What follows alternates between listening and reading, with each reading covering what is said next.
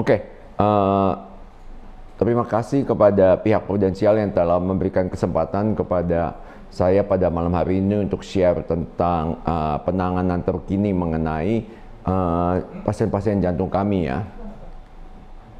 Jadi permasalahan terbesar langsung saja kita keahliannya adalah melakukan pemasangan stent ya pada pasien-pasien, karena pada saat ini kasus jantung yang terbanyak adalah kasus pasien-pasien yang memerlukan pemasangan stent atau ring yang dikenal oleh umum. Nah, masalahnya adalah sebetulnya tidak ada obat yang bisa mencegah pertumbuhan sumbatan yang tadinya masih kecil nih. Jadi kalau pasien itu ada sumbatan yang besar kita tangani, sumbatan yang sisanya yang kecil-kecil itu sebetulnya tidak ada obatnya yang bisa menahan pertumbuhan daripada sumbatan tersebut, sehingga terbentuk sumbatan baru, sehingga beberapa tahun kemudian diperlukan intervensi. Nah, memang kita akui intervensi ini lebih praktis dan unggul, sehingga banyak dipilih oleh pasien-pasien ketimbang daripada operasi bypass. Namun sejauh ini sebetulnya belum ditemukan ya teknik di mana kita bisa mencegah terjadinya sumbatan kembali di dalam cincin yang disebut restenosis. Nah, apakah bypass menjadi jawaban? Itu juga banyak pasien salah ya. Bypass bukan jawaban, artinya pasiennya telah di bypass pun bisa sewaktu-waktu terkena serangan jantung karena terbentuk sumbatan yang baru.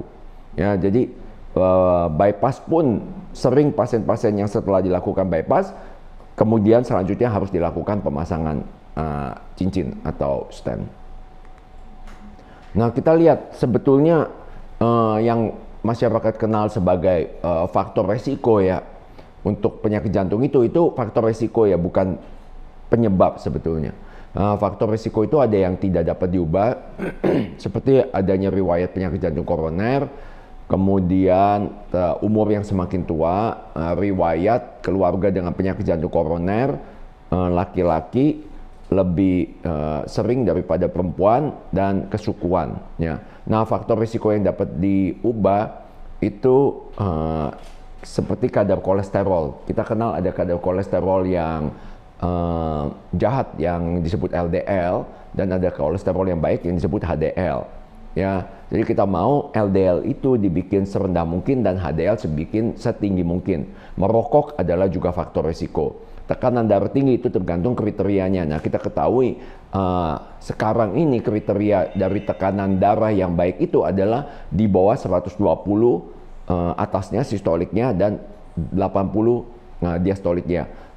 Walaupun usianya, ya dulu pandangan salah, pikirnya kalau usia pasien udah berumur boleh tensinya tinggi, itu ternyata sudah tidak dipakai lagi kriteria itu. Jadi kriteria adalah 120/80 adalah ideal untuk semua umur. Nah, diabetes juga kita mengenal beberapa istilah, yaitu prediabetes sebelum terjadinya diabetes, bahkan kita mengenal prediabetes. Jadi diketahui dari pasien itu ketika diukur gula darahnya 1 jam setelah makan, sebaiknya jangan lebih dari 120. Jadi waktu pasien memasuki kriteria prediabetes, sebaiknya kita ubah pola hidupnya sehingga pasien tidak jatuh ke dalam prediabetes dan selanjutnya jatuh ke diabetes. Nah, obesitas juga kriteria yang bergeser terus. Dulu disebut obesitas kalau BMI-nya, body mass index, yang rumusannya adalah berat badan dibagi tinggi dalam meter square, dalam meter persegi. Nah, sekarang dulu kriteria di atas 25, sekarang kriteria yang disebut obesitas itu di atas 21.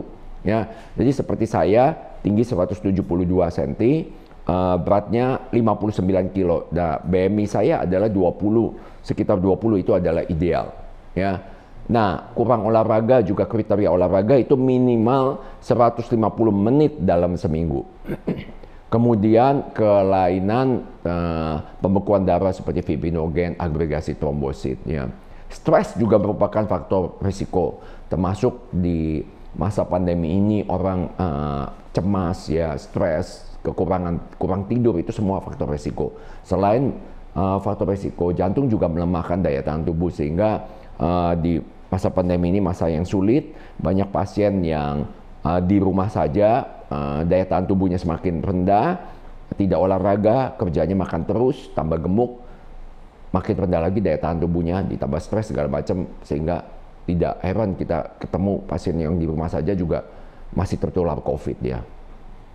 Nah, ada lagi LP little a ya, semacam kayak kolesterol, itu juga faktor risiko. Homocysteine, defisiensi vitamin D. Defisiensi vitamin D ini bukan menjadi rahasia lagi, dalam beberapa tahun terakhir ini merupakan faktor risiko untuk terjadi sumbatan jantung juga.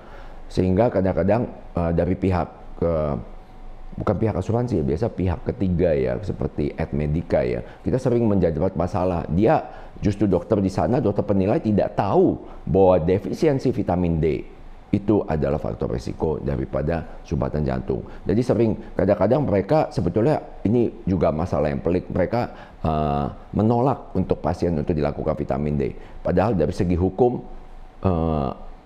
keputusan untuk melakukan pemeriksaan itu dilakukan oleh dokter yang bertanggung jawab, bukan dilakukan oleh tim penilai daripada pihak ketiga asuransi. Ini perlu diingat juga. Kalau terjadi tuntut-menuntut sampai terjadi apa-apa, maka pihak ketiga itu sebetulnya bisa dituntut. Jadi hati-hati saja.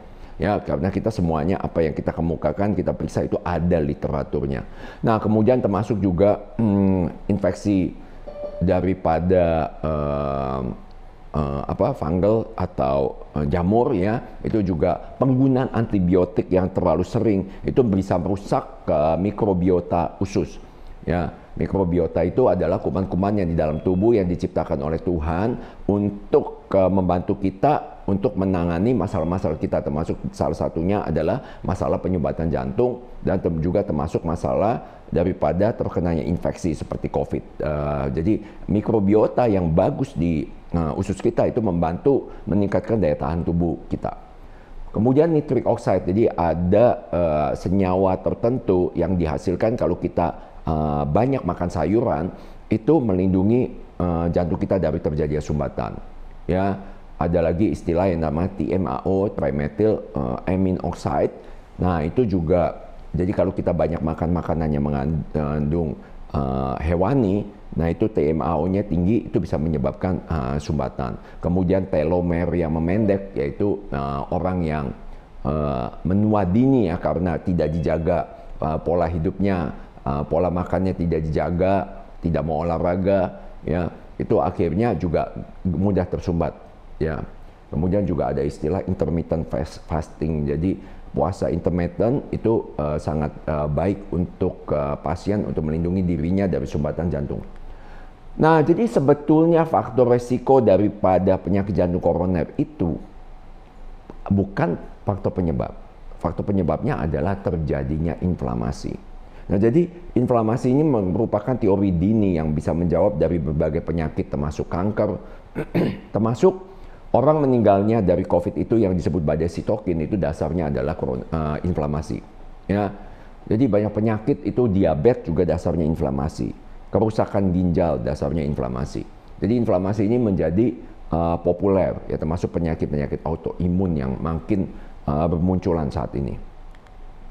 Nah, bagaimana mencegah terjadinya inflamasi? Kita pelajari daripada orang-orang yang hidup di daerah-daerah ya, seperti Loma Linda di Amerika, kemudian Okinawa di Jepang, dan Sardinia di Italia. Mereka umurnya panjang. Apa sih rahasianya? Mereka hampir-hampir tidak pernah mengenal terjadinya sumbatan jantung, tidak mengenal terjadinya stroke ya, atau penyakit kankernya tidak ada. Umurnya 120.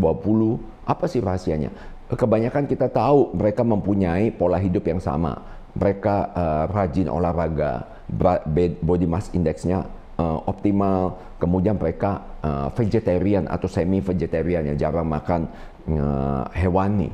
Nah, itu merupakan kunci yang penting. Mereka tidak stres, tidurnya cukup, mereka mempunyai komunitas yang sangat solid ya, saling mendukung. Kita lihat contohnya di daerah-daerah ini juga angka kematian daripada COVID sangat kecil dan angka penularan COVID juga terbatas ya. Salah satunya kita ketahui misalnya Bhutan sampai hari ini yang meninggal 2 atau 3 orang saja dari seluruh negaranya yang kena COVID ringan-ringan aja gitu. Mereka ternyata vegetarian ya, dan di sana cukup solid ya komunitasnya. Nah, kita lihat teori kita yang kita mengunggulkan lifestyle medicine kita yang pertama di Indonesia. Nah, itu didukung oleh pemenang-pemenang Nobel. Jadi contohnya yang pertama dari Elizabeth Blackburn ya. Beliau mengumpulkan mengenai telomer. Jadi kalau telomer kita itu tidak dijaga, kita pola hidupnya buruk, telomer kita akan memendek dengan cepat. Nah, kalau telomer kita memendek, maka kita menua dini. Ya, jadi usia biologis kita misalnya umurnya 50 tapi seperti orang yang usia fisiologisnya 70. Ya, tentunya ini tidak bagus juga di masa pandemi COVID. Orang-orang dengan telomer pendek, dia kalau kena COVID dia lebih rentan untuk terjadi komplikasi. Ya. Nah, kemudian teori yang disebut nitric oxide tadi saya sudah sepintas lalu kemukakan, itu menang Nobel tahun 1998 oleh 3 peneliti.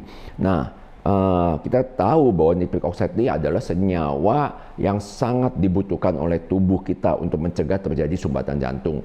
Dia juga kalau nitric oxide itu banyak, pembuluh darah kita bervasodilatasi. Jadi kemungkinan untuk terkena hipertensi menjadi tidak ada. Ya. Bahkan saya dengan lifestyle medicine kita sudah banyak menolong pasien-pasien dengan hipertensi. Mereka berhasil menyetop menggunakan obat-obat hipertensi. Ya, kemudian teori mikrobiota tadi saya sudah sebutkan itu sudah ada dari tahun 1950-an. Ya, jadi kalau mikrobiota kita bagus, kita terlindungi dari berbagai macam penyakit. Nah, kemudian mitokondria ya, itu juga menang Nobel. Jadi kalau seseorang mempunyai di selnya mempunyai mitokondria, itu generatornya sel, mitokondrianya kuat. Nah, kita hanya dengan lifestyle ya, tidak bisa dengan obat. Sebagian obat mungkin, tapi dalam eksperimental dan nggak ada di Indonesia. Jadi yang kita tahu yang tersedia di kita adalah mengubah gaya hidup kita. Nah, jika mitokondria ini kuat, maka kemungkinan sel-sel kita untuk berjuang, terutama dalam masa pandemi ini menjadi kuat. Jadi kemungkinan virus itu untuk menang menjadi kecil. Ya. Kemudian teori mengenai alkaline. Jadi kalau kita banyak makan sesuatu yang disebut makanan-makanan tidak sehat ya, seperti goreng-gorengan, kita banyak makan karbohidrat ya, yaitu refined carbohydrate seperti nasi, mie, kue tiaw, bihun ya, ini kurang baik ya. Kita harus ganti makanan kita itu ke kompleks karbohidrat, yaitu banyak sayur-sayuran dan buah-buahan ya. Kemudian Yoshinori Ohsumi dari Jepang menang Nobel soal intermittent fasting. Jadi kalau kita bisa melakukan puasa ya minimal 12 jam, kita tidak makan apa-apa, maka sel kita mengalami regenerasi, mitokondrianya menjadi kuat dan telomernya lebih lambat untuk memendek. Nah, sayangnya dalam ilmu kedokteran kita tidak diajarkan teori-teori ini. Jadi kita tahu orang-orang ini menang Nobel, tapi kita nggak tahu aplikasinya apa. Ya, nah itulah yang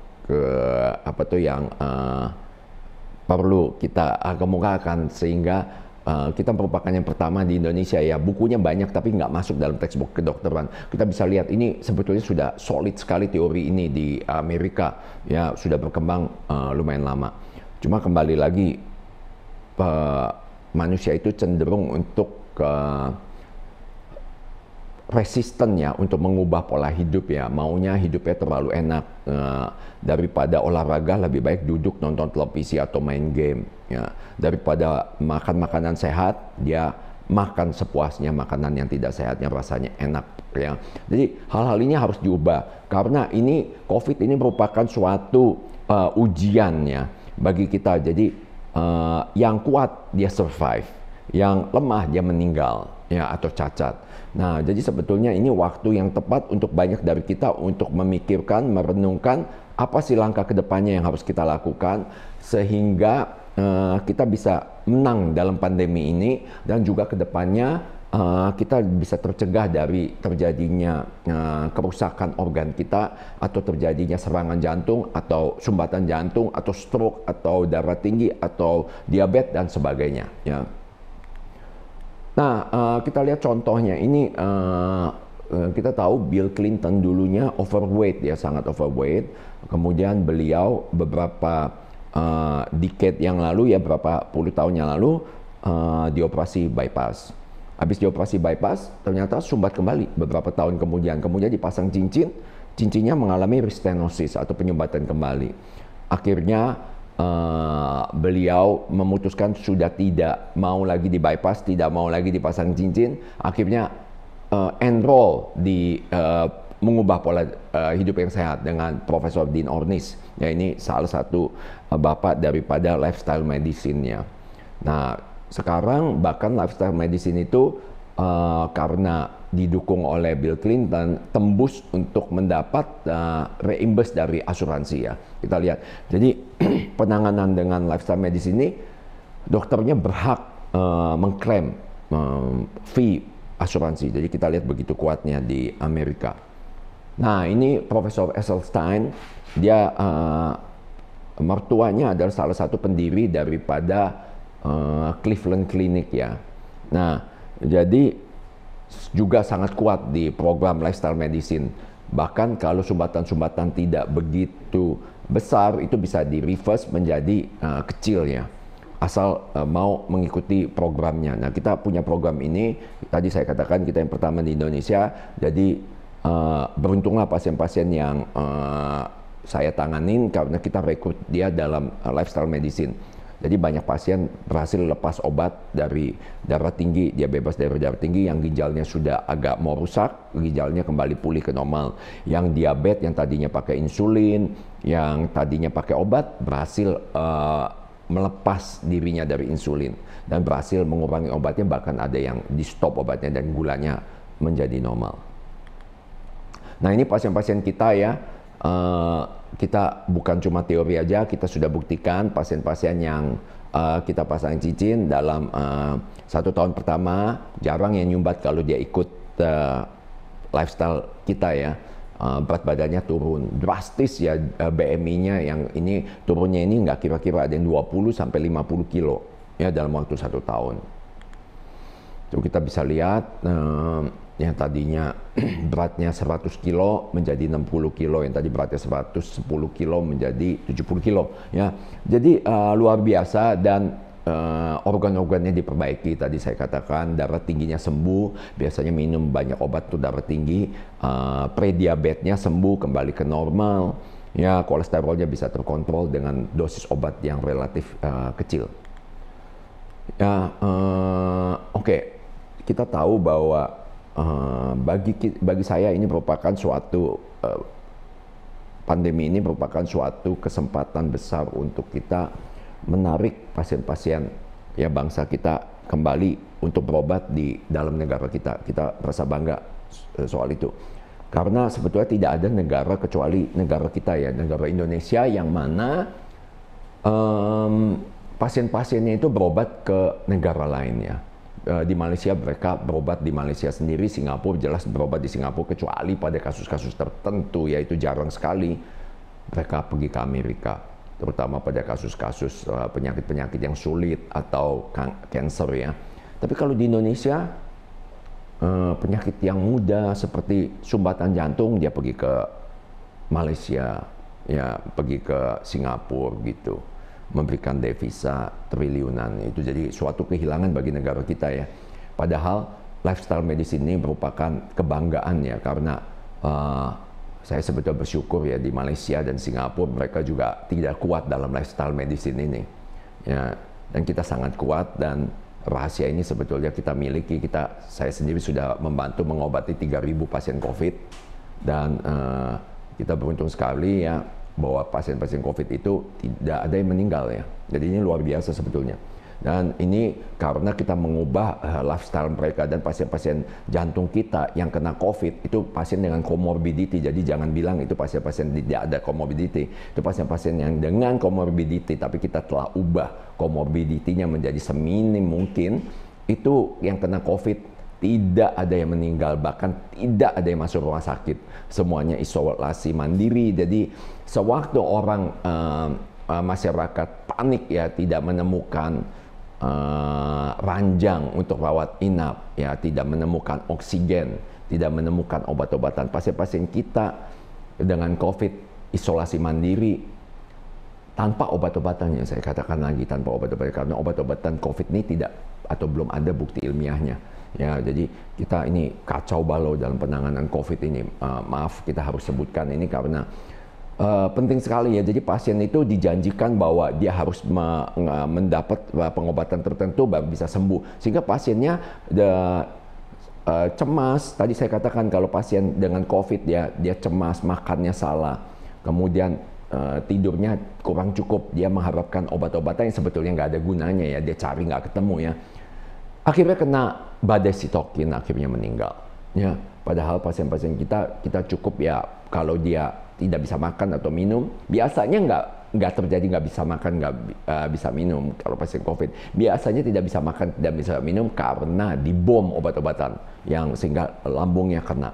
Ya, bisa juga beberapa obat mempunyai efek samping, muntah-muntah, mual-mual. Nah itu tercegah di dalam program kita. Jadi pasien-pasien ini yang nggak bisa makan, nggak minum karena dia udah tua atau apa, kita lakukan perawatan tetap di rumah dengan memberikan home care ya, dengan infus ya.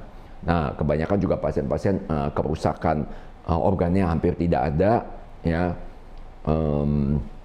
Oksigen saturasinya juga relatif baik atau menggunakan minimal oksigen. Ya, sebagai contohnya juga saya sendiri sudah terkena COVID Delta ya, itu bulan Juni, itu saya membutuhkan waktu hanya 6 hari ya. Jadi ada orang kasih kesaksian bahwa badan dia gede, dia menyangka bahwa badan gede dia itu melindungi dia dari COVID, itu salah ya. Jadi bukan badan gede, ini masalah otak gede. Atau kita punya hikmat gimana. Tadi saya bilang, jadi kita harus banyak baca. Jadi kita harus baca buku-buku yang pemenang Nobel itu, apa aplikasinya dalam hidup kita. Nah kita ketika bisa mengaplikasikan itu dalam hidup kita, kita pasti sukses. Ya, nah itu kuncinya di situ. Jadi kita harus percuma ilmu itu ada, tapi kita nggak bisa aplikasikan dalam hidup kita. Ya, nah kayak saya bilang 5 hari saya sembuh tanpa oksigen, tanpa infus, tanpa obat satupun juga. Untuk ke COVID ya, saya menggunakan cuma kalau sakit kepala, saya obat sakit kepala. CT value saya sangat rendah, jangan bilang saya kenanya ringan. Ya, demam saya 40. Ya udah gitu, tapi itu pertahanan, itu merupakan reaksi demam itu mean nothing, nggak usah panik. Itu merupakan pertanda dari reaksi tubuh kita melawan si COVID. Jadi jangan kita ketakutan gitu, kita demam atau apa sakit kepala kita minum Panadol cukup. Ya kalau kita mual kita minum obat mual, dan seterusnya 5 hari, hari ke-6 saya sudah sembuh. Ya. Nah itu tadi, jadi kita coba kita harus bangga akan produk dari negeri kita sendiri ya. Jadi kita sebetulnya, bagi saya dulu lulusan UI. Ya, saya mendapat predikat summa cum laude dan saya lulus dengan nilai paling tinggi di seluruh Indonesia. Jadi merupakan hal yang memalukan ya. Saya bilang kenapa kita harus kalah sama Malaysia atau Singapura ya. Jadi ini merupakan persaingan, bukan persaingan antar saudara ya. Tapi kita ini jangan menganggap bahwa pesaing kita itu adalah sesama sejawat kita. Tapi pesaing kita itu adalah dokter-dokter dari luar negeri yang sebetulnya sudah nyedot begitu banyak devisa dari negara kita ya. Itu baru kita punya pikiran besar, bukannya kayak seperti katak dalam tempurung, tapi kita harus berpikiran besar dan kita punya jiwa nasionalis, tapi harus mengerjakan sesuatu, bukan cuma teori omongan saja ya. Nah kita lihat contohnya, saya bilang menang dalam persaingan global yang sebentar lagi akan globalisasi. Kita lihat seperti Tesla. Tesla itu Elon Musk ya, waktu beliau mengemukakan tentang teori mengenai mobil listrik, itu banyak yang ketawain ya. Tapi lihat sekarang dia jadi orang terkaya di dunia. Ya, apalagi dia punya program tentang spaceship ya.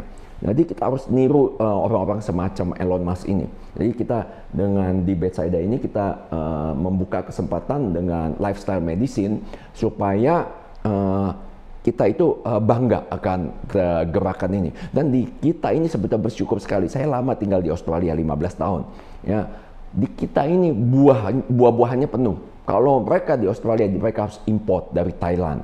Ya kita ada duku, ada manggis, ada semangka, ada jeruk, ada segala macam ya. Kemudian juga jangan lupa sayur-sayuran di kita lengkap. Ya negara kita ini memang sangat diberkati oleh Tuhan, segala macam tumbuhnya. Jadi nggak ada alasan sebetulnya untuk kita tidak bisa melakukan pola hidup yang sehat. Kebanyakan alasannya karena orangnya tidak bersedia, bukannya karena tidak ada resource yang menunjang itu.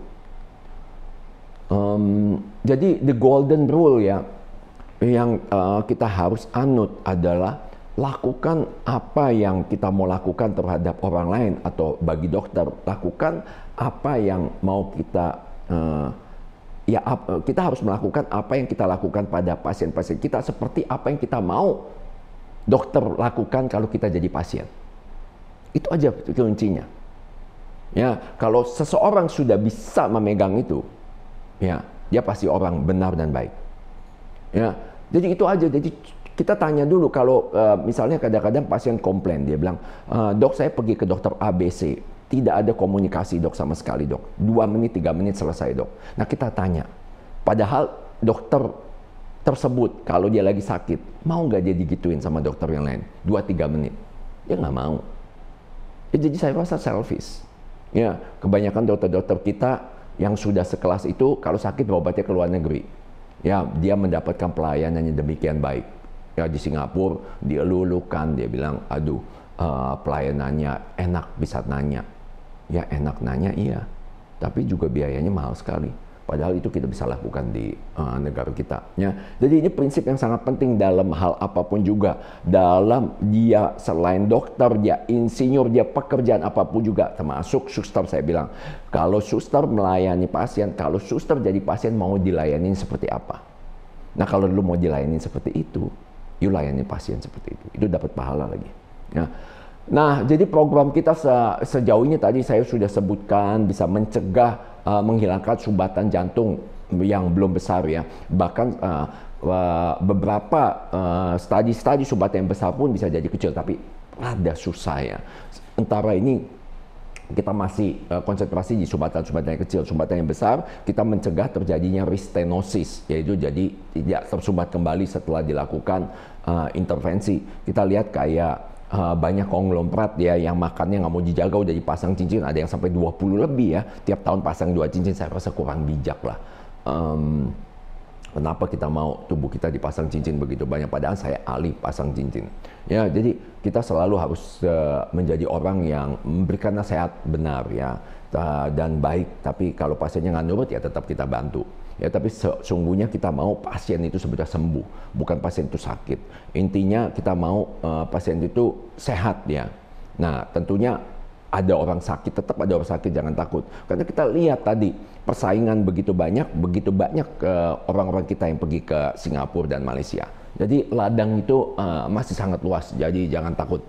Nah, diabetes tadi sembuh, gemuk juga bisa diturunkan ya. Orang yang gemuk itu kalau terkena COVID kemungkinan meninggal 6 kali lipat dibandingkan dengan orang yang kurus. Begitu besar ya. Nah, ini kan kita udah lama COVID ya. Saya sudah gembar-gembarkan ini. Kita ada YouTube-nya lifestyle ini, tinggal ketik Dasar Lifestyle. Itu saya udah gembar-gemborkan dari bulan April tahun lalu.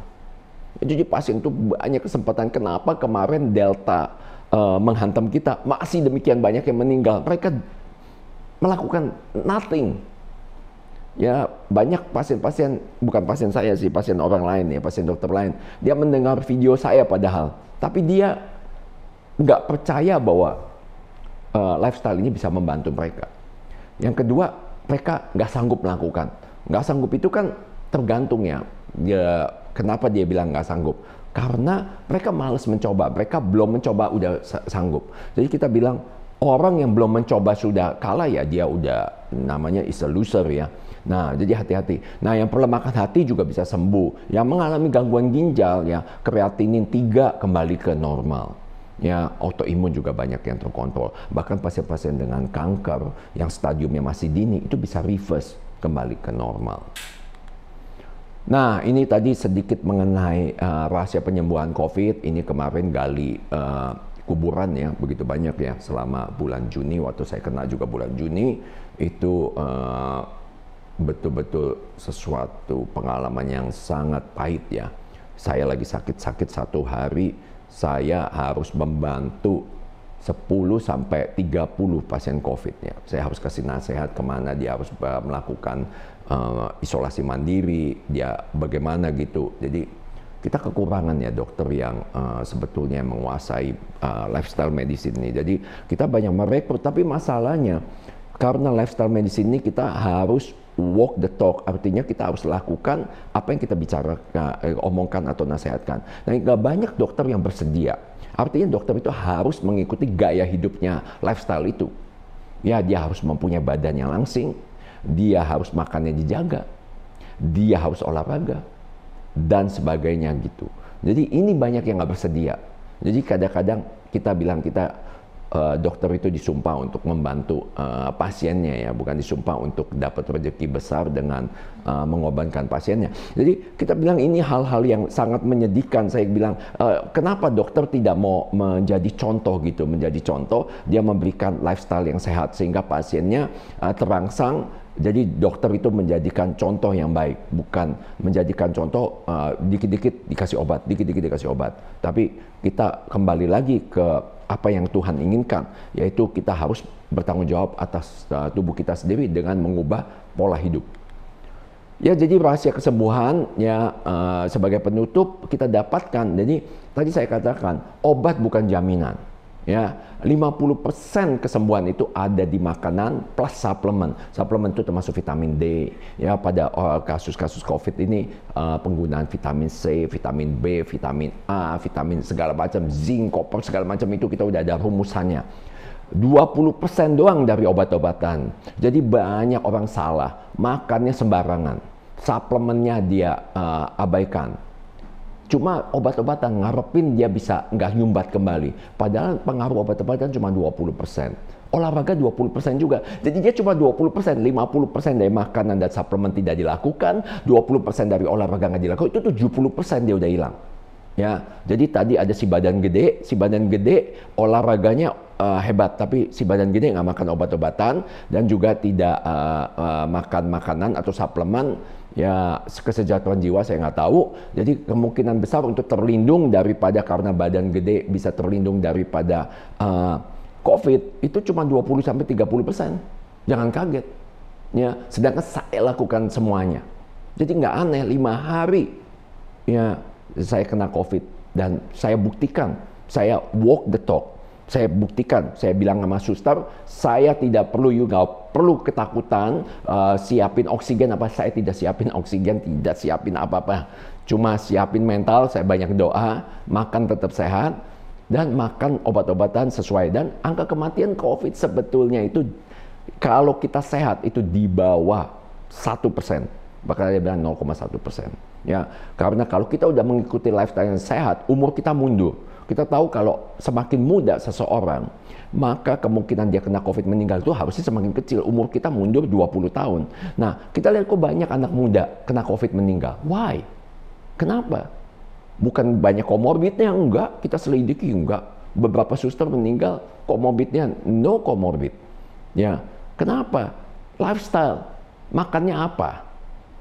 Ya, dia makan nggak vitamin-vitamin. Vitamin D-nya pas diukur rendah sekali. Olahraga nggak pernah. Ya, kemudian juga maaf kata selama pandemi ini kita harus, walaupun kita menolong orang, tapi kita harus siapkan waktu untuk cukup tidur. Kita harus siapkan waktu untuk cukup istirahat. Ya, jangan sampai kitanya tumbang. Kita nolongin orang akhirnya kita meninggal. Ya, nah itu pengaruhnya ya nggak banyak juga sih, 10% ya, kesejahteraan jiwa dan spiritual. Ya, saya rasa, oh ya, sedikit tentang misteri COVID and vaksin. Ya, memang kita harus menunjang program vaksin dari pemerintah. Tapi ingat, baik COVID maupun vaksin, itu adalah inflamatori kuat. Ya, dia merangsang terjadinya inflamasi ke seluruh tubuh kita. Jadi artinya kalau seseorang yang mempunyai pola hidup jelek dan sudah ada cikal bakal, dia ada sumbatan jantung, dia akan lebih cepat terkena sumbatan lagi. Ya, just remember this. Jadi saya sudah lihat banyak pasien yang gara-gara kena COVID atau divaksin, ya secondary effect-nya adalah mudah tersumbat jantungnya. Ingat itu aja. Ya, jadi kita jangan kayak pasien kadang-kadang nggak ngerti ya. Dia sudah kena penyintas COVID, antibodi sudah tinggi sekali, vaksin. Jadi kita bingung. Padahal tujuan vaksin adalah untuk membentuk antibodi. Ya, jadi antibodi itu tujuan dari vaksin. Jadi kita harus kita harus ubah ini. Jadi banyak di Amerika ilmuwan bilang harusnya dibuat paspor antibodi sama negatif PCR untuk suatu kalau aman, bukannya positif vaksin. Banyak orang divaksin nggak terbentuk antibodi kok, dan mereka akui banyak orang vaksin menularkan COVID. Ya, kita harus smart. Ya, kenapa kita ngikut arus? Ya tadi saya bilang jangan ikut arus. Kalau ikut arus semua orang mau makan enak. Saya enggak, saya jaga makanannya. Dan rewardnya itu ya badan kita menjadi sehat. Dan selama pandemi COVID kita tidak ketakutan. Kita tahu bahwa kita akan menang. Ya, oke, saya rasa cukup sekian. Saya buka untuk tanya jawab. Mudah-mudahan pada kesempatan malam ini banyak ilmu yang bisa dibawa dan bisa diterapkan untuk masa depannya. Terima kasih. Thank you, Dok. Thank you, Dok.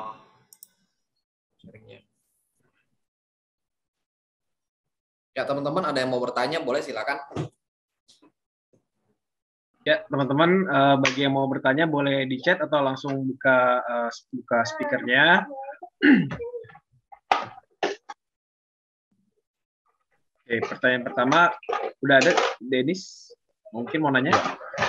Malam Dok, thank you informasinya. Dok, saya agak tertarik banget sama yang tadi dokter bilang, pasiennya pasang ring sampai 20 Dok. Itu beneran ya Dok? Jujur saya selama ini dengar orang biasanya paling pasang ring tuh baru 3 sampai 5 lah. Terus udah gitu ya, kebanyakan setelah 5 kan ujung-ujungnya udah tutup usia ya. Itu sampai 20 bener-bener parah banget berarti ya Dok ya, sumbatannya tuh udah. Pertama kali stent diciptakan, ya kita harus lihat teori ekonomi. Ya, artinya teori ekonomi ini apa sih jalan mudah orang bisa melampiaskan nafsu makannya, bisa melampiaskan gaya hidup yang enak gitu ya. Boleh makan enak, boleh nggak olahraga, duduk-duduk, tapi nggak mau di bypass. Awal kita ngomongin kenapa bisa dibentuk kateterisasi ini, kenapa bisa dibentuk pemasangan stent. Ini awalnya apa? Supaya orang itu bisa dilakukan pertolongan tanpa harus operasi bypass kalau ada sumbatan. Jadi artinya gaya hidup jalan terus. Pertama pasang ring 2, kemudian tetap tidak mau olahraga, minum obat doang. Obat juga sama, diciptakan supaya orang itu tidak usah capek-capek mengubah gaya hidup. Karena ubah gaya hidup itu bagi beberapa orang adalah suatu kebodohan. Nah, jadi mulai dari dia minum obat, dipasang ring, makan terus bebas, pasang ring lagi 2, pasang ring lagi 2, pasang ring 2, tiap tahun 2, 3, segala macam. Memang solusinya, contohnya saya nggak sebutin ya karena ini ya beberapa perdana menteri, berapa konglomerat udah dipasang 20 lebih, umurnya memang 90 lebih, ya, dan dia merasa bahwa itu adalah suatu keunggulan dalam teknologi di mana orang masih bisa menikmati hidup, bisa makan enak, bisa relatif nggak usah olahraga terlalu berat atau gimana. tapi umurnya bisa panjang. Ya, nah itu hak mereka. Jadi jangan kaget, sebetulnya nggak ada batas mau pemasangan ring sampai kapanpun juga. Kita nggak usah sebutin, tadi saya bilang banyak orang yang dipasang ringnya itu banyak sekali. Dan sampai sekarang oke. Selama dia masih bisa bayar untuk ring itu. Kita menemukan kendala yang paling besar di dalam mengubah pola hidup. Kebanyakan pasien bilang, "Dok, kita hidup cuma sekali, Dok. Kalau cara hidupnya seperti dokter, saya sih lebih baik mati, Dok. Makan sayuran, ya, siang-siang makan kacang hijau, olahraga." Apa, Dok, tujuan hidup dokter? Jadi karena dia cuma memikirkan, saya bilang, you tahu, manusia diciptakan beda dari binatang. Binatang pun mengejar dua hal. Satu seks, satu lagi makanan. But we are different. Saya bilang, kita jadi diciptakan Tuhan, saya orang yang percaya, bukan untuk menikmati makanan dan seks. Kita diciptakan Tuhan untuk berkarya. Selama hidup ini, karya kita apa? Guna kita untuk orang lain itu apa? Apa yang kita bisa ringankan dari penderitaan orang lain? Apa yang kita bisa sumbangkan? Jadi kalau kita udah mikirnya ke arah situ, udah beda level. Ya, nah maka itu ini yang perlu digencarkan. Kita bilang sangat sedikit orang yang mau memperjuangkan lifestyle. Jadi saya setuju. Jadi seharusnya orang pasang cincin, ya udah dia ubah pola hidup. Supaya jangan pasang-pasang terus, tapi nyatanya nggak mau ubah. Tapi kalau dibilang ada batas, ya sebetulnya nggak ada batasnya. Jadi Bill Clinton contohnya, dia nggak mau, dia udah kenyang dengan bypass dan pasang cincin. Dia dia turun berat badannya 30 kilo. Dan di akhirnya nggak pernah pasang cincin lagi. Tapi kan jarang untuk orang kita. Karena orang kita ini mempunyai filosofi ya maaf kata, apalagi orang Chinese ya. You tahu kalau orang bule ketemu dia bilang how are you? Orang Indonesia apa kabar? Kalau orang Cina dia bilang lu udah makan belum? Makan is very important. Ya, nah jadi lu tahu kalau di Singapura, saya ketemu dokter Singapura dia bilang bahasa Cinanya ini dia bilang li siapa belum? Li siapa be? Lu udah makan belum? Paling penting makan dulu. Gitu. Jadi kita bilang lifestyle ini nggak gampang. Ya, kita harus biasakan hal ini. Maka itu saya bilang di Amerika udah mulai maju. Nah nanti ke depannya tentunya nanti banyak orang invest di lifestyle. Contohnya dia bikin restoran, ya makanannya sehat tapi enak. Ya misalnya sayur-sayuran, dibikin salad yang sehat tapi enak, buah-buahannya sehat enak. Kita belum ada. Siapa yang udah pernah ke Thailand ya? Ke Thailand itu kadang-kadang kita ada kayak depot buah.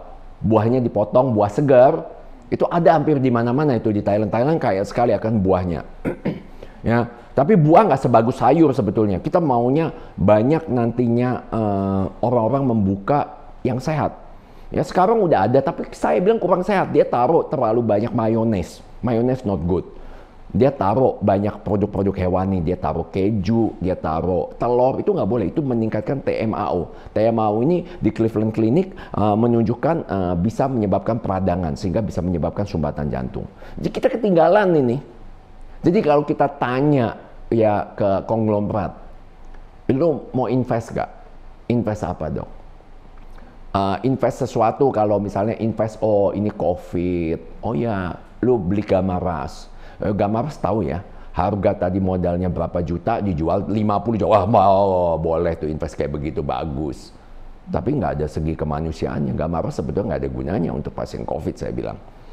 Yang ada adalah plasma convalescence, tapi susah dapatnya. Bukan Gamaras. Gamaras itu antibodi umum, bukan antibodi untuk against COVID. Nah, jadi sebetulnya kalau kita bilang mau invest ini, dia bilang, saya bilang ini bukan invest. Invest apa? Invest supaya lu nanti masuk surga, saya bilang. Gak ada yang mau invest lah. Ngerti ya maksudnya? Jadi kita bilang ubah pola hidup orang. Kita bikin, sebetulnya ada profitnya tapi nggak sebesar kalau hal-hal seperti yang tadi saya bilang. Jadi bikinlah sesuatu atau pusat rehabilitasi. Opa-opa, oma-oma yang tidak bisa jalan, kita bantu sampai bisa jalan lagi.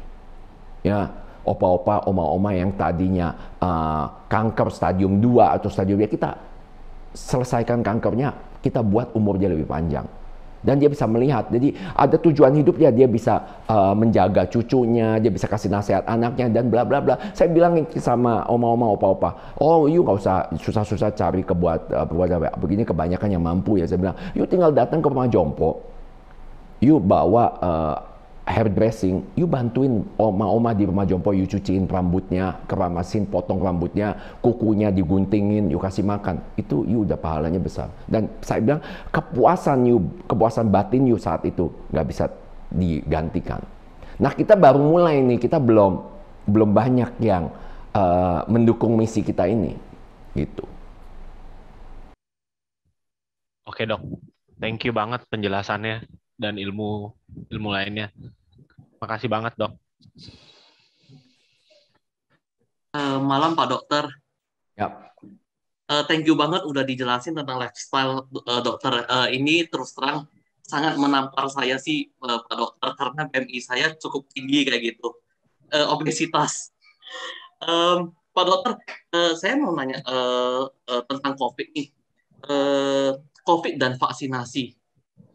Nah, ada sebagian berita yang saya dengar, orang yang terkena COVID itu tidak boleh, jadi dia mau vaksin itu harus tunggu beberapa bulan dulu, 3 bulan. Tapi ada juga yang langsung. Nah, yang benar yang mana ya, dokter? Sebetulnya saya bilang, yang benar adalah kita kalau kena COVID seperti saya kena COVID, 2 minggu kita ukur antibody. Antibodinya udah luar biasa tinggi. Buat apa divaksin? Betul. Tapi orang kebakaran jenggot kan, karena kalau sekarang kita nggak punya barcode, nggak bisa masuk mall. Bener nggak? Jadi kalau orang itu pedagang di mall, dia pedagang di mall nih, dia disuruh apa gitu. Nah jadi dia bilang, udah deh gue ambil resiko deh. Karena ada risiko, saya bilang, itu inflamatori kuat, orang habis kena COVID, antibodi tinggi, dihantam vaksin, bisa gumpal juga darahnya, bisa kena sumbatan jantung, bisa meninggal. Padahal dia nggak perlu, dia nggak butuh. Ya. Nah, sebaliknya ada lagi orang kena COVID, tapi antibodinya nggak ada. Oh, dia silakan divaksin. Ada orang kena COVID, dia nggak membentuk antibodi. Nah, dia boleh divaksin. Jadi sebetulnya bukan patokan 3 bulan atau lihat antibodi, cuma pemerintah susah menunjukkan. Sebab siapa yang mau bayar antibodi ini? Periksa antibodi ini kan harus bayar, harus ada keluar uang. Jadi digeneralisasi aja. 3 bulan nggak boleh. Ya, tapi sebetulnya masing-masing different. Nah, maka itu saya bilang, orang divaksin 5 kali lah, 5 kali. Nggak ada antibodi, dia sangat bahaya. Dia bisa menularkan. Oh, dia nggak punya antibodi, tapi dia punya kartu vaksin. Oh, saya udah divaksin nih. Ya, sebetulnya kan yang pentingin antibodi dong. Bukannya vaksin. Tujuan vaksin awal-awal apa? Membentuk herd immunity. Herd immunity bisa terbentuk dengan apa? Jika rakyat itu mempunyai antibodi. Kalau 70% sampai 80% dari rakyat mempunyai antibodi, maka penyakit itu akan eradicated, akan hilang. Itu tujuannya. Tapi kan gagal. Kenapa? Karena satu, orang yang divaksin, apakah membentuk antibodi? Yang kedua, dia bermutasi.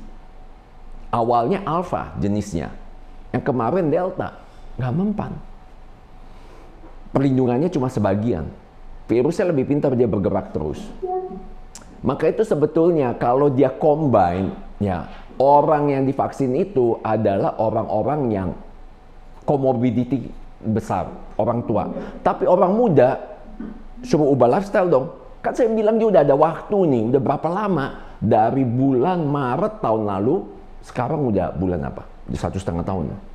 Dia begitu banyak waktu. Jadi waktu bulan Maret saya tanya berat badannya berapa? 100 kilo. Sekarang 110 dok. Waduh. Padahal kan kita udah ketemu waktu bulan Maret tahun lalu saya bilang.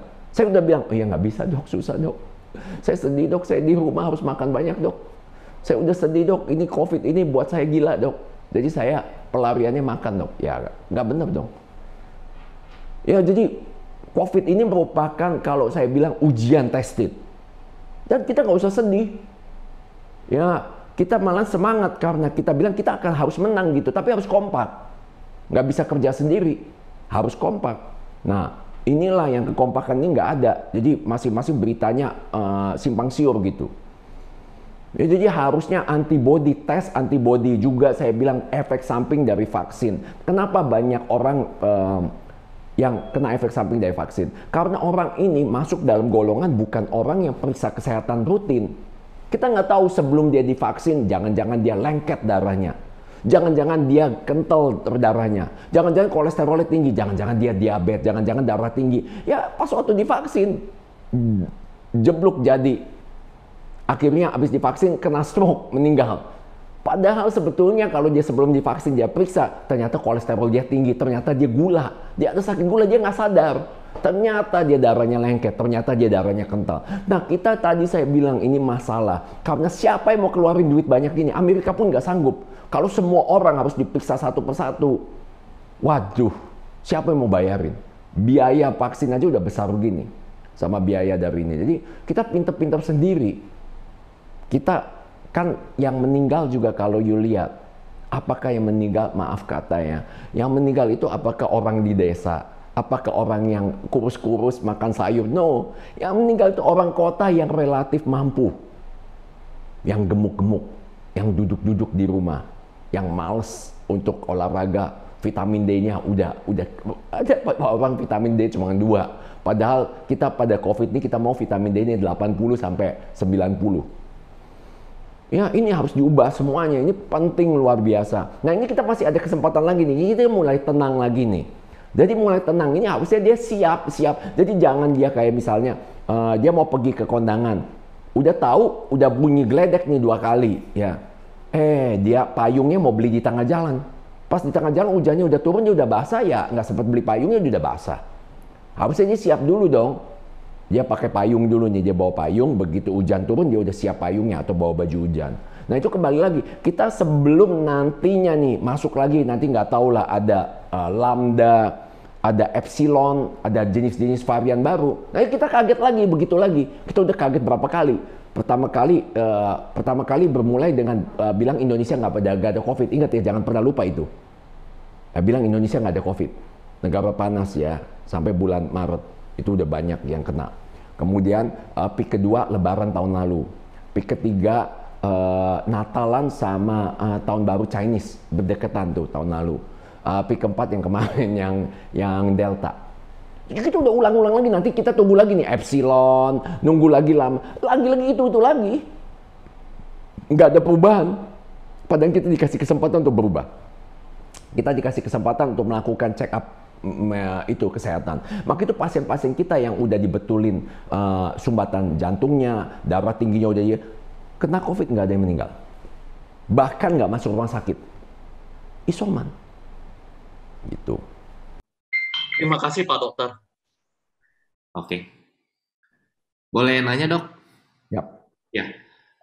Dok, gaya hidup yang dokter ngomong tuh yang disosialisasikan kalau di Bethesda nggak? Kan kebetulan waktu itu mama saya pernah berobat untuk diabetes, kemudian dikasih program dietnya dari Bethesda, ya kan. Memang pas lagi ngejalanin mama saya sampai ngomong gitu ya, ini mama nggak makan katanya, susah banget carinya, dibilang gitu kan.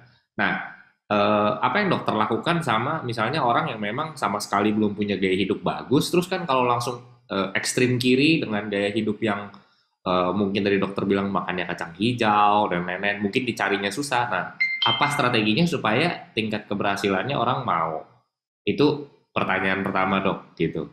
Pertanyaan keduanya mungkin sekarang kan banyak dok gaya hidup sehat dengan barang-barang MLM yang misalnya suplemen, boleh makan bebas 1 kali atau 2 kali, terus kemudian pakai suplemen itu akhirnya kurus gitu. Kalau menurut pandangan dokter seperti apa yang kayak gitu dok? Oke, jadi kita tahu bahwa manusia itu terdiri dari jiwa, ya spiritual, jiwa, pikiran, spiritual, dan tubuh. Ya. Selama kalau kita main di level cuma mainnya di level tubuh, kita akan gagal. Kita harus mainnya tingkat tinggi, tingkat spiritual, sama tingkat jiwa, sama pikiran. Artinya kita harus ubah dulu paradigma orang berpikir seperti Elon Musk, dia ubah orang. Kenapa dia bisa merangsang orang untuk membeli electrical car? Apa keuntungannya electrical car? Oh, pertama kali juga orang bilang electrical car susah sekali. Kalau ini bensin ada di mana-mana, ini harus di-charge-nya di tempat tertentu. Betul nggak? Tapi sekarang udah malah ngantri orang yang mau pesen itu electrical car. Jadi menjadi kebanggaan bahwa orang-orang yang punya electrical car itu simbol bahwa dia lebih merasa lebih lebih ramah lingkungannya. Tidak memberikan polusi, juga berkelas gitu orang yang punya dia punya ini. Jadi kembali lagi makanan kita kalau dibilang susah, no, sangat gampang karena kita ada versi yang mahalnya, ada versi murahnya sesuai kesanggupan. Kayak olahraga, orang bilang aduh ini orang banyak omongnya, dia jelas sudah nggak mau olahraga, ngomongnya banyaknya bukan main. Dia bilang olahraga saya nggak punya duit nge-gym. Dia tunjukkan dengan dia modalnya cuma tangan, kaki sama lantai dia bisa olahraga bisa sampai kurus sudah tahu ya. Dia alasan doang, belaga nggak punya gym lah. Sebetulnya dia nggak mau olahraga. Dia bisa lari di tempat, bisa loncat di tempat, bisa jongkok bangun 1000 kali kayak sit up 1000 kali. Itu udah olahraga.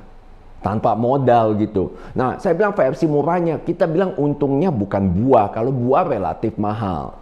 Ya, yang misalnya buah yang saya anjurkan yang mengandung antioksidan itu seperti delima, berry. Tapi nggak semuanya, jadi saya bilang lebih banyak di sayuran. Tahukah banyak nitric oxide misalnya yang kita butuhkan sama antioksidan itu paling banyak di daun kelor. Sangat murah, di mana-mana ada.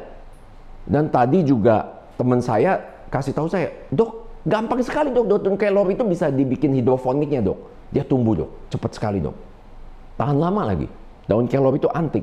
Saya pernah simpan di lemari es, 3 minggu juga nggak busuk-busuk tuh. Kalau daunnya lain busuk, dia nggak busuk gitu. Rasanya memang nggak enak, tapi khasiatnya luar biasa.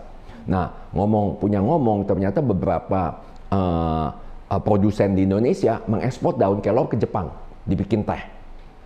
Ya, padahal kita ada, tapi kita nggak menghargai karena rasanya nggak enak. Nah, jadi ada versi murahnya, dia boleh makan lalap-lalapan.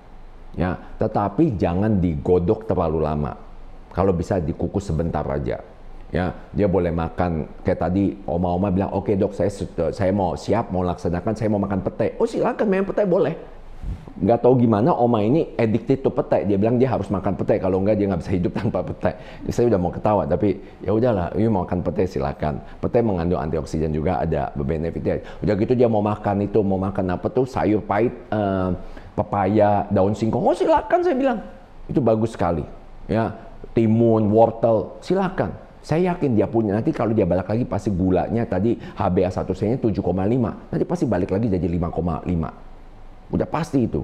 Karena sementara ini makannya nggak benar. Jadi alasan utama, maaf kata, bukan karena susah mencari makanan. Tapi tidak bisa ditelan. Karena udah biasa enak. Ya, jadi kembali lagi kayak saya tunjukkan bahwa bahkan kalau pasien-pasien yang berobat ke saya di poli ya, saya kasih lihat makan siang saya makan di depan dia supaya dia nggak ada alasan lagi.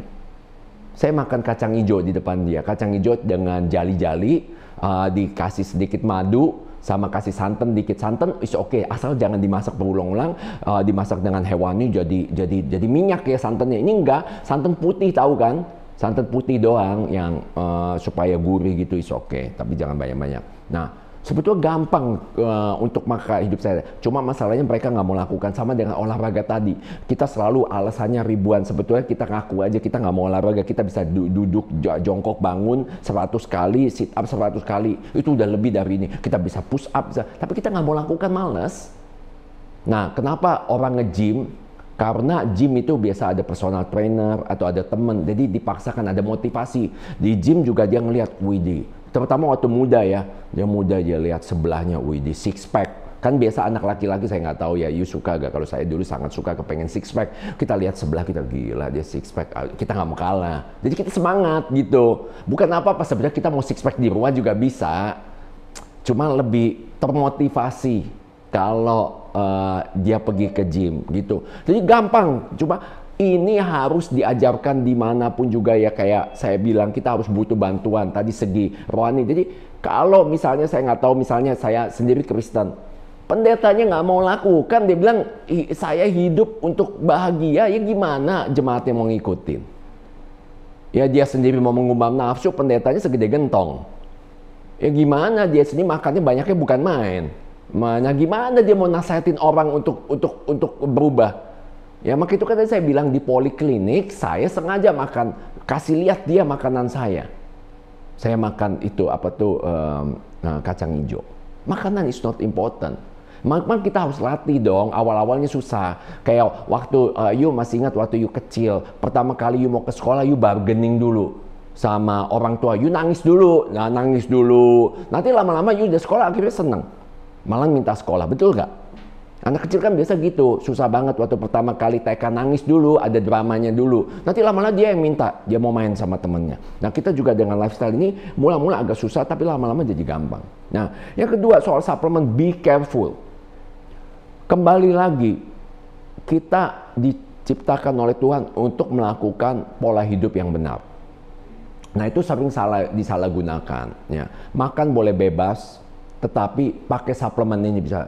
Itu sama gini, kamu boleh nggak mandi, tapi beli minyak wangi ini. No, yang terutama lu mandi dulu dong. Bener nggak? Lu mandi dulu, baru lu pakai perfume. Bukan dia bilang, lu boleh semau-maunya nggak mandi, seminggu, 2 minggu, habis itu semprot-semprot perfume, tetap bau. Ngerti ya maksudnya ya? Jadi pertama adalah you ubah you punya lifestyle. Nah suplemen tadi hanya membantu. Jadi dari kekuatan 50%, suplemen hanya punya kekuatan 5% sampai 10% paling jago. Suplemennya punya pilihan. Bukannya sekarang banyak dijanji-janji seperti XYZ, mana bukti ilmiahnya mana? Kagak ada. Kita mau suplemen yang udah ada bukti ilmiahnya. Ini banyak nitric oxide-nya. Oh, ini mengandung zinc, mengandung copper, mengandung apa-apa dong. Karena zinc copper itu memang bisa mencegah pertumbuhan daripada virus. Contohnya itu. Jadi kita cari makanan itu. Atau makanan anti-inflamatori ya. Seperti jahe itu betul. Turmeric, kunyit. Itu betul itu. Empon-empon betul. Tapi salahnya kita apa? Satu, dikasih gula sama dia. Gula itu inflamatori kuat. Jadi empon-empon kasih gula dinetralin. Atau empon-emponnya dibikin, disimpan sebulan. Ya rusak semua. Dia salah. Udah gitu saya bilang blender sayuran, you nggak bisa simpan lebih dari 1 jam. You blender, you drink it. Enggak, dia simpan blendernya 3 hari. Siapa yang suruh lagi ditaruh kulkas? Rusak semua nitric oxide-nya. Jadi you have to learn bagaimana apa yang perlu dimakan, cara makannya, jumlah makannya, tekniknya. Saya bilangin kacang hijau udah gampang. Saya kan sibuk punya pasien. Habis pasien selesai, kacang hijau misalnya ada 30 sendok. Habis pasien keluar, saya makan 3 sendok. Nanti kalau udah 10 pasien, 30 sendok. Selesai itu 1 mangkok. Nggak berasa. Tahu-tahu udah selesai tugas saya makan. Saya anggap makanan tugas. Tugas kenapa? Bukan kenikmatan, tugas karena saya harus makan itu untuk menunjang kesehatan tubuh saya. Untuk meyakinkan bahwa saya tetap sehat. Saya tidak kena COVID meninggal. Saya tidak kena stroke lumpuh. Saya tidak kena jantung meninggal mendadak. Jadi makanan itu merupakan beban dan tanggung jawab kita. Bukan sesuatu kenikmatan. Kita boleh nikmat tapi jumlahnya sedikit. Teorinya kita bilang 5 to 10%. Makanan nikmat. 90% to 95% makanan sehat. Jadi sebetulnya you hitung, kita makan sehari berapa kali? 3 kali. Benar nggak? 1 bulan berarti kita makan 90 kali. Betul nggak? Kan 3 kali 30, 90. Nah, 10%-nya 9 kali. Kalau kita ambil 5%-nya berapa? 5%-nya cuma 4,5 kali. Jadi kita boleh ngomong kasarnya Sabtu sekali, Minggu sekali. Makan enaknya pun terkontrol. Misalnya saya makan enak itu saya bilang hewani. Apa? Saya makan ayam rebus. Itu namanya enak, makanan enak. Atau makanan ikan rebus. Udah. Telur merahnya jangan dimakan. Merahnya itu banyak LDL. LDL itu jahat untuk jantung. Nah ada orang nasehatin makanlah bacon, makanlah telur. Ya iya yang nasehatin siapa? Dia disponsori oleh pabrik dairy product dari Amerika supaya dia makan makanan ini. Kalau enggak kan nggak laku, bangkrut. Nah, jadi kita hati-hati siapa yang sponsorin mereka ini. Oke dok, siap dok. Jadi yang datang ke dokter lebih banyak orang yang bermasalah dengan jantung atau memang ada orang sehat yang datang memang buat konsultasi lifestyle ke dokter, pasiennya lebih banyak gimana dok? Ya jelas jantung lah. Tiba-tiba orang nggak apa-apa dia mau datang dia gitu mau ngubah lifestyle, saya belum ketemu. Saya belum ketemu. Tiba-tiba nih orang belum kesandung, tiba-tiba maaf kata ya orang belum kesandung, belum masalah, tiba-tiba mau bertobat gitu. Mau jadi baik. Kenapa? Biasanya udah bangkrut dulu, diambang perceraian, karena kanker, apalah pokoknya ada masalah dulu baru mau bertobat. Itu mau udah jelas. Jadi dia kena jantung dulu, dia merenung. Ada yang merenung karena bayarnya berat kan, masang cincin kan mahal, bayarnya berat, dia mikir lagi, oh iya dah saya istrinya ngomel-ngomel terus kan. Nah jadi udah besoknya dia mau makan sayur-sayuran sama mau ikut diet saya, supaya ngirit, supaya jangan pasang-pasang terus gitu. Bukan karena apa-apa, saat ini ya dia belum mendapatkan nilai spiritual sama jiwa dan pikiran yang seperti saya punya gitu. Dia masih sesimpel itu, dia tujuan hidupnya cuma ya ngomong kasarnya bisa makan enak gitu. Dia belum menemukan apa sih tujuan hidup dia di bumi ini gitu. Oke dok. Mungkin nanti ada beberapa pasien dok dari sini dok yang pengen ini perutnya dari kurus. Oke. Nah, Oke. Pak Dokter, pertanyaan terakhir Pak. Jadi kalau misalnya berkaitan tentang COVID tadi, misalnya kita mau suntik booster, itu lebih baik kita cek dulu antibodi kita. Kalau misalnya udah tinggi, nggak usah ya dokter ya? Yes, karena ini bukan seperti without risk. Ini seperti perumpamaan, you utang di bank dengan bunga. Kalau you uangnya cukup, you ngapain utang? Bunganya kan jalan. Ngerti ya? Jadi kalau kita antibodi udah cukup, kita terima vaksin, there is a risk because vaksin is inflammatory kuat. Bukan there is without risk. Jadi lu dikasih utang orang, dia minta besoknya minta bunga. Ya kita cukup duit, cukup ngapain you ambil uangnya? Kecuali dia mau kasih gratis, nggak ada bunganya. Kecuali vaksin itu aman, tidak ada. Ini kan ada masalah. Maka itu kan ada yang meninggal, ada yang blood clot, ada yang kejang, ada yang stroke, ada yang kena jantung, ada yang macam-macam. Ini kan sesuatu yang kita harus consider, kita harus thinking berkali-kali. Jangan main asal terima. Ngerti ya maksudnya ya? Jadi salah kalau orang bilang without risk, is with risk. Maka itu sekarang lagi diributi di Amerika. Nah kita lihat bahwa orang-orang Amerika ini memang idealistik ya. Mereka kadang-kadang kayak dulu profesor saya ya. It's difficult to say, dia memang niat jadi dokter itu kita juga bilang kadang-kadang kita terharu begitu mulia. Dia mau mengubah sesuatu dalam sistem dunia ini ke arah yang lebih baik gitu dengan katanya. Nah kita jarang kadang-kadang motivasinya itu. Nah ini yang harus kita pelajari. Jadi Greenpeace kan asalnya dari sana bukan dari kita. Greenpeace itu yang melindungi binatang, jangan binatang ini dibunuh, jangan apa, kan adanya dari luar. KDRT, kekerasan dalam rumah tangga, asalnya dari mana? Dari luar. Betul nggak? Dulu mah orang mau dipukulin kayak mau apa, dia bilang apa urusan lu? Ini istri gue mau pukulin terserah gue. Katanya begitu kan? Sekarang nggak bisa kan? Lapor. Nah itu kan pelajaran dari mana? Dari luar negeri. Betul nggak? Kejahatan seksual terhadap anak-anak. Yang lindungi kan dari itu UNICEF.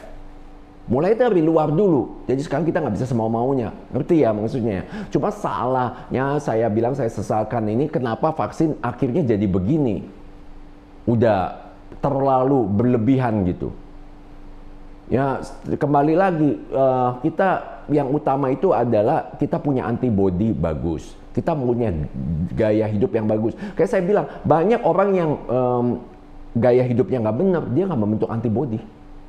Ada orang vitamin D-nya cuma kecil, disuntik vaksin, nggak terbentuk antibodi, for nothing. Tapi resiko jalan terus, very dangerous. Harusnya dia ubah dulu, kita ubah vitamin D-nya diperbaikin. Banyak maaf katanya orang obesitas juga jarang bisa membentuk antibodi loh.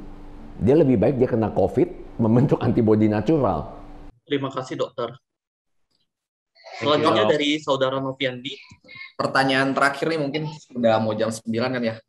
Saya ada nasabah dok, dia bulan April kemarin operasi batu empedu. Nah dari hasil MRI-nya, kata dokternya ada lubang, saya lupa nih lubangnya ada di lubang kecil di jantung atau di katup jantungnya, saya lupa antara dua itu. Nah setelah operasi udah beres, dokternya saranin buat konsul ke dokter jantung. Nah sampai sekarang sih nasabah saya belum pergi konsul ya dok ya, belum kontrol. Mungkin dokter ada tips atau saran buat nasabah saya gimana dok? Apa perlu kedepannya gimana loh kalau soal jantungnya ini loh? Katanya ada lubang kecil sih dari hasil MRI-nya. Jadi dari lubang kecil itu kita harus klarifikasi dulu. Biasa alat yang kita gunakan itu adalah ekokardiografi. Nanti mau tahu lubangnya itu adanya di katup atau lubangnya itu antara sekat jantung. Nah dari situ kita bisa ambil tindak lebih lanjut. Contohnya orang yang mempunyai lubang kecil, dia apapun dia di katup ataupun di di dinding jantung, di sekat jantung, itu resiko kalau dia ke dokter gigi bisa mengalami infeksi di jantungnya yang disebut bacterial endocarditis. Jadi itu sesuatu hal yang cukup serius. Juga kita mau lihat lubangnya sebesar apa, perlu diintervensi nggak, perlu dioperasi nggak, kalau dioperasi bisa sembuh nggak, gitu. Jadi sebetulnya harus kita klarifikasi lebih lanjut apa sebetulnya penyakit dia gitu. Jangan dibiarkan. Berarti bener dok ya dari hasil MRI emang bisa kelihatan dok ya? Bisa kelihatan, tapi MRI-nya itu waktu itu kan ditujukan untuk dia sakitnya kan batu kan. Jadi MRI yang ke jantungnya itu kita nggak jelas. Soalnya yang satu di daerah perut, satu lagi di daerah dada. Kok tiba-tiba dia bisa di MRI di dada gitu? Apa dia salah informasi atau gimana? Nah. Biasanya kita alatnya bukan MRI, tapi untuk itu kita lebih ke arah ekokardiografi gitu. Ekokardiografi, EKG. Bukan, itu ekokardiografi yang kayak USG, ultrasound. Oh, okay. Kayak lihat bayi itu, tapi ini di jantung. Oh, oke, sip. Jadi dari pemeriksaan itu baru ketahuan lubangnya ada di mana dok ya? Betul. Baru kita bisa tahu penanganan lebih lanjut itu harus gimana. Oh, oke. Nanti saya coba saranin klien saya, nasabah saya ke bedside sama dokter. Thank you dok, thank you. Oke. Terima kasih dokter untuk penjelasan hari ini. Kams ya.